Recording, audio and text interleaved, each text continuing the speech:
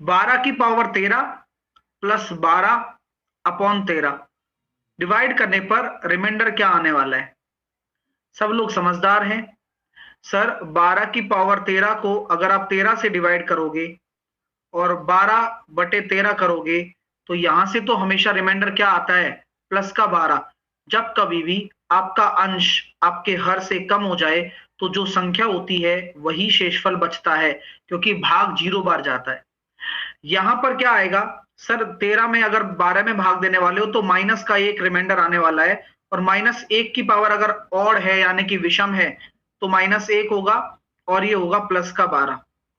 तो यहां पर आंसर आएगा 11। और यही आपका, अगर 11 आ रहा है उसको 13 से डिवाइड करके देखोगे तो लास्ट में भी आपका 11 बच रहा है। तो लास्ट में भी आप डिवाइड करके देखो, क्योंकि ये भी चीज हम पहले भी गलती कर चुके हैं कई बार। चीजों को आपको समझना होगा कि हम यहाँ लास्ट में भी एक बार डिवाइड करके देखेंगे। अगर 13 से कम बच रहा है तो हम इसको डायरेक्टली आंसर दे पाएंगे, 11 होगा।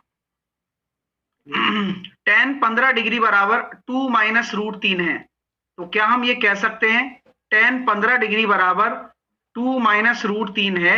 तो कैसे करें सर इसको सॉल्व? तो मेरे को एक बात बताओ, tan 15 आपका किसके बराबर होगा? tan 15 आपका किसके बराबर होगा? cot 75 के बराबर होगा। सर कारण क्या है?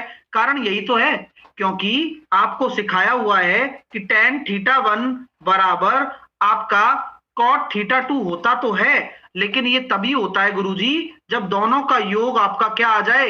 90 डिग्री आ जाए। तो यहां वह हमारी कंडीशन सेटिस्फाई कर रहा है ना, तभी तो हम ले रहे हैं। tan को हम cot 75 कह सकते हैं। तो बोले गुरुजी काम तो हो गया। मैंने कहा लग तो ऐसा ही रहा है। बोले कैसे? अगर यहाँ tan 15 है तो ये भी तो tan 15 ही है, तो आप इसको tan स्क्वायर 15 लिख सकते हो। और अगर यहां पर आपके सामने tan 75 है तो ये एक तरीके से cot 15 हो जाएगा, तो आप इसको cot स्क्वायर 15 लिख सकते हो। किसी को कोई आपत्ति नहीं? क्लियर है क्या? अब आपको ये बताना चाहता हूं और समझाना भी चाहता हूं कि जब आपको tan 15 का मान पता है तो क्या आप cot 15 का मान निकाल सकते हो? क्यों नहीं? कॉन्जुगेट ही तो है। अरे क्यों नहीं निकाल सकता ये बताओ? कॉन्जुगेट ही तो है, क्योंकि एक दूसरे के इनवर्स होते हैं। तो यानी कि इसका स्क्वायर और इसका स्क्वायर दोनों को जोड़ दीजिए। अब आपको पता है कि अगर आप a प्लस बी का whole square plus a minus B का होल स्क्वायर जोड़ते हैं तो कितना निकल कर आता है? बोले गुरुजी ये तो 2a square plus B square आता है। तो बस 2 तो आता ही है, a की वैल्यू 2 का स्क्वायर 4, 3 की वैल्यू 7, सॉरी 3 की वैल्यू कितना हो जाएगा? 3 √3 3, 7 और 2 दूनी 14 आंसर आ गया भाई। ताजे अंगूरों में 95% पानी होता है तथा किशमिश की मात्रा 5% पानी होता है किशमिश में। तो आप लोग एक चीज हमेशा याद रखो इस तरह के प्रश्नों में। बोले क्या? हमेशा जो पल्प होगा यानी कि पानी के अलावा जो भाग होगा वही दोनों ही मिश्रण में बराबर होने वाला है। यानी कि ताजा फल, फ्रेश फ्रूट और ड्राई फ्रूट दोनों में वो इक्वल होगा। कौन? Percentage pulp. सर बोले कैसे करूं? अब सिंपल बताओ मेरे को एक एक चीज। ये बताओ अगर आप ताजा फल ले रहे हो तो उसमें कितना पल्प है? अगर पानी 95% है तो आपका पल्प कितना होगा? मटेरियल 5% ही होगा। तो इसका 5%, यह किसके इक्वल होना चाहिए? आपका जो सूखा फल है। हाँ ऐसे ही करो आप तो, सिर्फ केवल अभी अब पढ़ो मत क्वेश्चन ज्यादा। आप केवल इस पहले सूखा फल का कितना परसेंट? सर सूखे फल में 5% पानी है केवल, लेकिन पल्प कितना है? 95%। Very good. यानी कि अब मैं अगर अनुपात निकालना चाहूं, ताजा फल और सूखे फल का अनुपात निकालना चाहूं तो 19:1 हो जाएगा भाई। कोई दिक्कत आपको? कोई समस्या है? नहीं। अब आपसे क्या बोला जा रहा है कि 12 किलोग्राम किशमिश। अब किशमिश क्या होता है? ताजा फल होता है, सूखा फल होता है? सूखा फल होता है। तो 1 बराबर अगर 12 किलोग्राम है तो आपसे पूछा गया है कि एक अगर 12 किलोग्राम आपको बनाना है तो ताजा फल कितने अंगूर लेने पड़ेंगे आपको? 19 × 12। बस। तो आंसर कितना आ गया? तो यहां पर आपके सामने आएगा 228। मजा आ गया। 3 साल के लिए एक निश्चित राशि पर चक्रवृद्धि ब्याज इतने रुपए है, ब्याज की दर में अगर 13% 12% की दर पर उसी राशि पर चौथे वर्ष में चक्रवृद्धि ब्याज क्या होगा? देखो भैया, 3 साल के लिए निश्चित राशि पर चक्रवृद्धि ब्याज ये है, ठीक है। अब 12% की दर पर उसी राशि पर चौथे वर्ष में, 4th ईयर में पूछा गया है चक्रवृद्धि ब्याज क्या होगा। भाई देखो, कॉन्सेप्ट बहुत क्लियर है हमारे पास। बोले सर 9600 आपका 3 साल में ब्याज है ना? मैंने कहा तो जो चौथे साल के लिए इसका 12% निकाल दो, क्योंकि ब्याज पर जो 12% की दर से ब्याज आएगा वही चौथे साल में ब्याज बन जाएगा। यानी कि अगर हम बात करना चाहें तो 12 × 72, कैरी आया 7, 12 नंबर 108 और 7 115, यानी कि 1152 रुपए आप इस 9600 में ऐड कर दो, बस काम हो गया अपना। तो 52, 7 और 10, 10,752 रुपीज आपका हो जाएगा राइट आंसर। और इसके अलावा कुछ हो भी तो नहीं सकता ना। आप ये बता रहा है पीएस एक वृत्त का व्यास है और जीवा टीयू व्यास पीएस के समांतर है। ठीक है भाई, एक वृत्त बना देते हैं।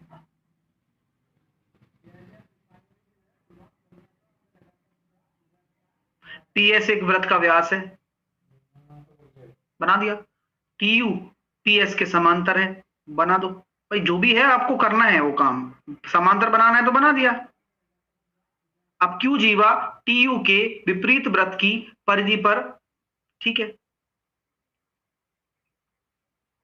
ये मैं नामकरण कर देता हूं। एक तो पीएस बना दिया, एक मैंने बना दिया टीयू।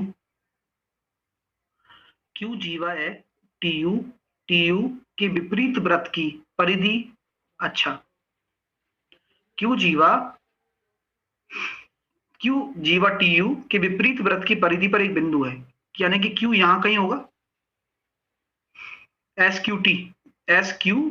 ओके, अब एक डायग्राम बनेगा। ये सब कुछ पता लग जाता है। आपको लगता है ना सर कैसे पता लग रहा है? देखो ना, सब कुछ मैं अपने सिस्टमेटिक तरीके से बना रहा हूं। एस क्यू टी, ठीक है। ये एंगल आपको कितना दे रखा है? 40। ये आपको कितना दे रखा है? 40 डिग्री दे रखा है सर। कोई दिक्कत नहीं है, धीरे धीरे समझ जाओगे सब। और एस टी यू आपको बताना है, और ये आपस में एक दूसरे के पैरेलल है, ये एक दूसरे के पैरेलल है। और एस टी यू बताना है, यानी कि एस टी यू बताना है। ठीक है, बता देते हैं, ये बताना है भाई। अब समझने के लिए तैयार हो क्या सब? मैंने बस केवल अभी डायग्राम बना दिया है और अब आपको समझाना चाहता हूं। कृपया करके थोड़ा सा आपको सहयोग चाहता हूं सब लोगों का। और आसान है, देखो डायग्राम बनाना सिखाया मैंने पहले, एक एक स्टेप, लाइन वाइज लाइन सब कुछ लिया और चीजों को समझा, है ना, कि क्यू जीवा टीयू के विपरीत वृत्त की परिधि पर स्थित है, बना दिया। एस क्यू टी बना दिया, ये सब हमने कर लिया। अब आप लोग मुझे एक चीज बता दो कि यार इस क्वेश्चन में कुछ भी नहीं होगा अगर आप पी से यहां पर जाओगे, क्योंकि एक ही प्रॉपर्टी काम आ रही है, क्योंकि ये व्यास बोला गया है। हम कैसे आगे से आगे सोचेंगे? हम आगे से आगे ऐसे सोच पाएंगे कि अगर ये व्यास है सर, तो व्यास द्वारा परिधि पर बना हुआ कोण कितना होता है? 90 डिग्री होता है। तो ये पूरा 90 होगा, तो ये वाला हिस्सा कितना होगा बताओ? 50 होगा। ठीक है, मजा आ जाएगा अब आपको। अब अगर 50 बन रहा है तो आप एक चीज देख पा रहे हो क्या? यार ये 50 इस पीटी से बन रहा है। हाँ, ये अलग लेवल पे चल रही है चीज आपके लिए। क्यों? क्योंकि आप यहां से सीखना स्टार्ट कर रहे हो। तो अब मैं एक तिगड़म लगा सकता हूं क्या इस पीटी द्वारा 50 बना हुआ कोण, इस पीटी द्वारा पीएसटी निकल कर आ गया, पीएसटी। यस, एक जीवा के द्वारा परिधि पर बने हुए या एक चाप के द्वारा परिधि पर बने हुए दोनों कोण बराबर होते हैं, यानी कि ये भी 50 हो जाएगा। मजा आ रहा है?